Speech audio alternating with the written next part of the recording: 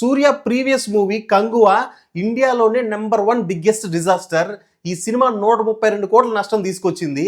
అలాంటి సినిమా తర్వాత వచ్చిన సినిమా కరుపు. ఈ సినిమా ఎలా ఉందంటే, ఫర్ ఎగ్జాంపుల్ మంచి బిర్యానీ చేయాలనుకున్నాం, పెద్ద పొడవాటి బిర్యానీ రైస్ తెచ్చుకున్నాం, మంచి మంచి హై క్వాలిటీ మసాలాలు వేసాం, ఫ్రెష్ చికెన్ వేసాం, అయినా బిర్యానీ అవ్వట్లే. ఎందుకంటే స్టవ్ అంటించాల. పెద్ద సమస్య వచ్చి పడిందే. అలాగే ఉంటుంది సినిమాలో అన్ని బాగుంటాయి. సినిమాలో ప్రతి సీను ప్రజెంటేషన్ చాలా బాగుంటుంది, చాలా మంచి బ్యాక్గ్రౌండ్ స్కోర్ ఉంటుంది, మంచి ఎమోషన్స్ ఉంటాయి, మంచి మోరల్స్ ఉంటాయి.